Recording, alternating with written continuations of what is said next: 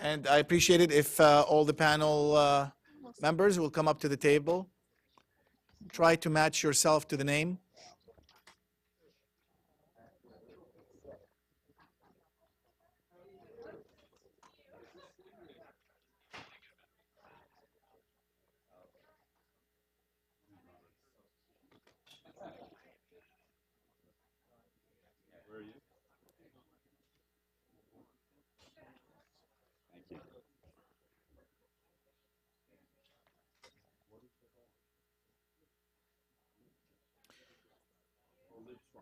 So the format of the panel today, and as you see, the title of the session is The Value of Immune Therapy and Combination Immune Therapy.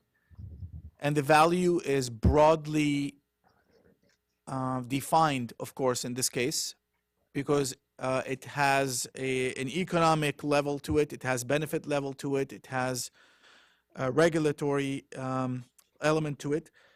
On the panel, we have representatives from industry, from the developers.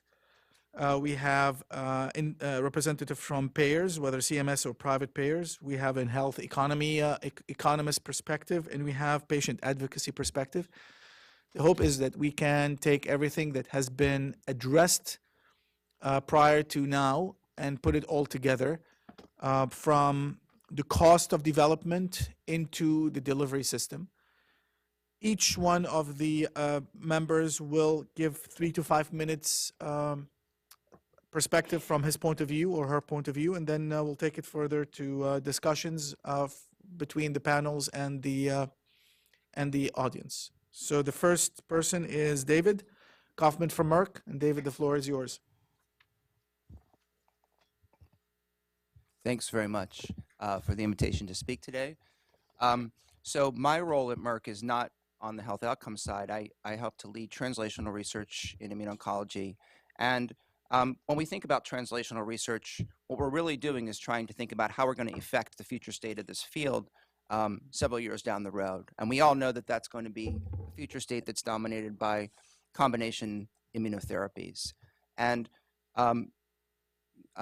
of course, we have to take value into consideration when we're thinking about how we want that future state to look. And I think that the key message is around getting the right combinations to the patients who are most likely to have unambiguous clinical benefit from those combos. And we have really an incredibly unique opportunity to interrogate human biology and actually understand how to delineate the different categories of immunobiology within the tumor microenvironment right now. Just at Merck alone, we had, I guess, at the end of last year, over 16,000 patients on PD-1 monotherapy trials. Those are Merck-sponsored trials. I think there are another 4,000 or 5,000 patients on trials that were investigator-sponsored trials with pembrolizumab. And in all these cases, we had the opportunity to interrogate biology as well as asking clinical questions. As we've been looking through that data, we've been starting to see the contours of the biology of responders, and more importantly, the biology of non-responders. And that biology doesn't look homogeneous. There are clear patterns emerging in the biology of non-responders that help us to start to think categorically about those different types of non-responders and how we could potentially target different resistance mechanisms. One sort of basic dichotomization that's been talked about a lot in the field is sort of between T-cell rich and T-cell poor tumors, and we've seen T-cell non-inflamed tumors that are non-responsive. In fact, almost all of the responders to PD-1 directed monotherapy appear to have some degree of T-cell inflammation in the tumor at baseline. But within those T-cell inflamed tumors, there's a category of non-responders as well. And of course, to really start to develop a field that's mature around sort of precision medicine and immunotherapy, we need to be able to delineate those different categories of responders and non-responders using the right biomarkers. PD-L1 has been the initial biomarker in this field, and it's had and may continue for a long time to have significant utility in terms of helping to triage patients receiving PD-1 directed monotherapy. When we start to think about combinations, we start to think about next generation biomarkers. Yesterday, actually, we announced a collaboration with NanoString to develop next generation companion diagnostics.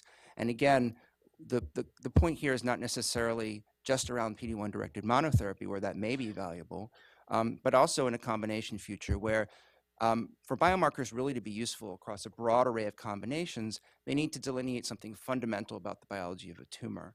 They need to delineate, and if the T cell inflamed dichotomy truly is somewhat of a dichotomy and not a spectrum, then that might be one potential dichotomy that we can look at using next-gen biomarkers. But probably we're going to need even more advanced tools as we start to subsegment the categories of resistance and really bring the right combos to the right patients who are going to have unambiguous benefit, and also, very importantly, minimize both the clinical toxicity and the financial toxicity of combos for patients who aren't going to benefit from those combinations. That's from the scientific perspective, but obviously a lot of the other perspectives that have been brought up in the meeting over the last couple of days are really, really critical. So we're going to have novel clinical trial designs with patient enrichment, potentially for rare subsets of different resistance categories. And Lee Schwartzman put up a very nice slide showing that an extremely small proportion of patients in the community actually get offered a clinical trial. That's something that we need to change. We need to have the right clinical genomic databases that exist in real time to be able to access patients for clinical trials. And Amy Abernathy talked about and others talked about some of the challenges around building those databases yesterday. I also think finally that we're going to need novel regulatory paradigms and that are going to support basket trial designs and other trial designs, other registration pathways that are going to take into account this type of a precision medicine perspective on the field. So I'll stop there. Thanks.